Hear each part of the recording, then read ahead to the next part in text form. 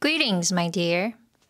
As you can see, I've undergone quite a few changes. First of all, my hair is short, or at least shorter. I tried, I did give long hair a good college try, but yeah, it just wasn't for me. I have really chunky and thick hair, so when it gets long, it just gets overwhelmingly hot. Plus, I like to work out, so whenever I work out, I have to come home and take a full 2-hour long shower, and that's just not sustainable for anyone. So get used to this.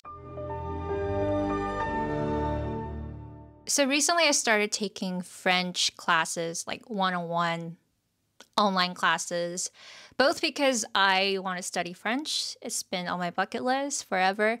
And also because I want to put myself in the shoes of a non-native English speaker, a non-native English learner, because it's been a while since I've actually actively studied the language. I've just been using the language to learn stuff, so it's hard for me to contextualize what that experience is like, or I guess it's hard for me to remember. It's been 10 years almost since I started, so I figured taking French and learning a new language will help me anticipate and understand the difficulties that a new language learner will encounter. Prior to taking one-on-one classes, I was kind of dabbling, I would download apps, I would buy textbooks, which by the way are horrible. So I was, learning French on my own for a long time. And it never really got anywhere because, I didn't know how well I was doing and there was no accountability. When you're busy and preoccupied with everything else, it's hard to know what to study every day, let alone be focused. And even if you have the mental capacity to pick something to study every day, it probably isn't the thing that you should be focusing on. So here comes the power of accountability, the power of having a teacher, the power of having someone to just keep track of your progress, someone to tell you what to do every day, especially when you're so busy with your life in general. It's such a relief to not have to think about that. Besides French, I am also going to this workout class. It's kind of a semi-private workout.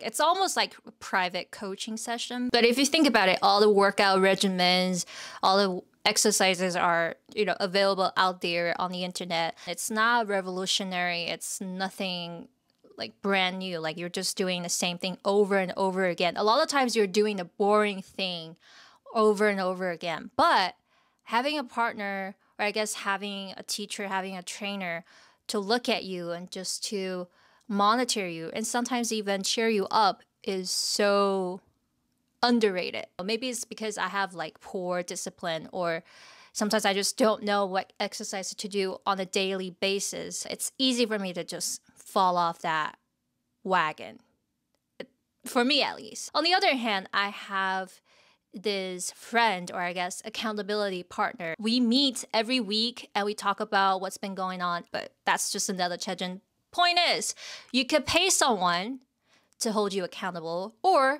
you can trade your time or your expertise with someone else's time and expertise. That way, if you're gonna fall off the wagon, if you're gonna lose your momentum, you're actively disappointing people.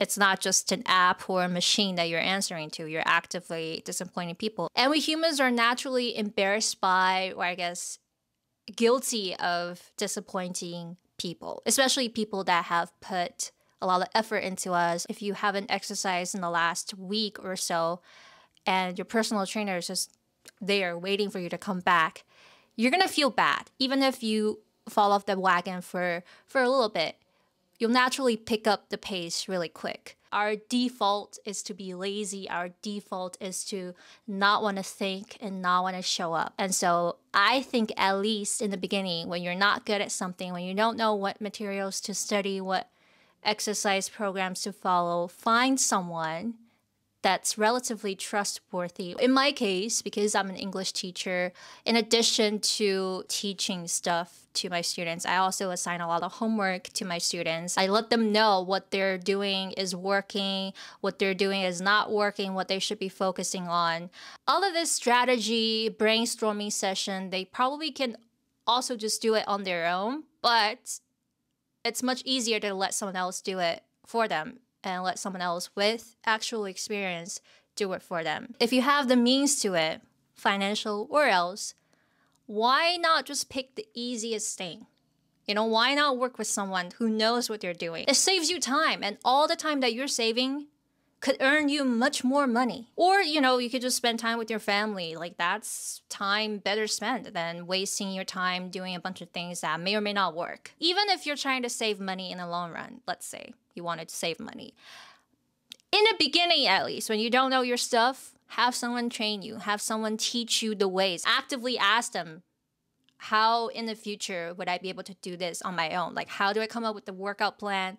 How do I get rid of you as soon as possible? Like, I would tell my students that, and I would ask my personal trainers, like, what kind of food to eat, what kind of workout schedule should I abide by so that I won't have to rely on them forever. I mean, that's the goal. There comes a point when a teacher or a mentor will actually hold you back, but that's not your priority right now. Your priority right now is to admit that you don't know your stuff and just learn from people or have people hold you accountable. Yeah, this is my biggest epiphany lately, and it's actually saved me a lot of time, a lot of energy, and by extension, a lot of money.